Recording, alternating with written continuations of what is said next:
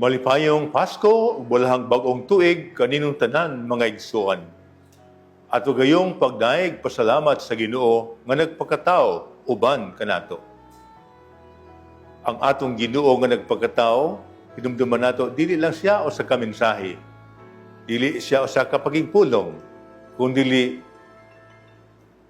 usa gayud sama kanato na tao may unod. Matupag sa kanta, manalig ka, hindi siya isang panaginip, hindi siya isang pangarap. Siya ay si Jesus. Siya ay may buhay. Kini ang tinubdan sa atong kalipay sa Pasko.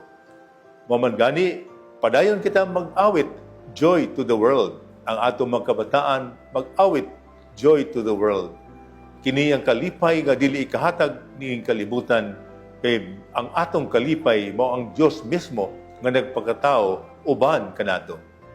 Siya kauban sa atong panaw sa kinabuhi, bisan unsa pa man ang gidangatan nato sa atong kinabuhi, padulong sa langit ng dakbayan, padulong sa kahimayaan. Taliwala sa mga kadulom nga atong nasinati sa atong kinabuhi, personal man, katilingban, nasod, daghang mga problema atong naagian. Apan kinsa may maghatag kanato kusog og kalipay.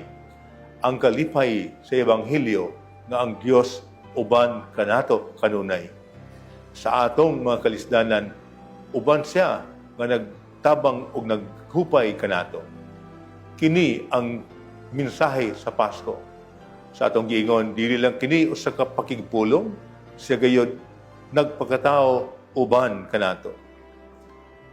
Mao nga nini panahon na usab sa pagsugat nato sa bag-ong tuig. Hinaot nga atong mabatunan ang panig-ingnan sa tulo ka malamong tao.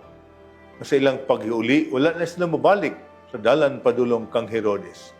Siguro atong mga pangutana ning bag-ong tuig nga maghatag ka na ito paglaom, kalipay da sa Ginoo, unsa ka ang mga bag-ong dalan nga pag-agian sa Ginoo kanato ning umaabot nga tuig. Aron malikayan pa nato ang mga Herodes nga atong nasinati ning miaging magtuigan sa atong kinabuhi, personal man o katilingbanon. Ang atong kinabuhi usab isip usa ka ekologikanon nga katilingban. Kung atong tan-aw, dili lang kita nagapanaw kundi ang tanang kabuhatan nagaaginod baya padulong sa kahimayaan sa atong langitnong amahan.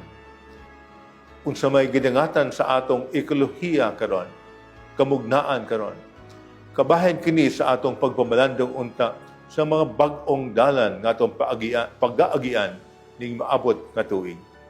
Puno sa paglaom, puno sa kadasig, puno sa kalipay, kay kining atong kinabuhi nagkasandig man kanunay sa atong Dios nga nagpakatao ug nag-uban kanunay kanato sa atong panaw.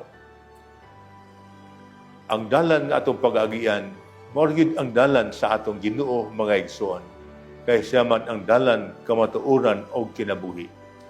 O sa mga hinaot kita, ni aning bag-ong tuig, mabatunan nato ang bag-ong dalan nga itong pag-agian, bag-ong kinabuhi, puno sa paglaom, puno sa kadasig, puno sa kalipay.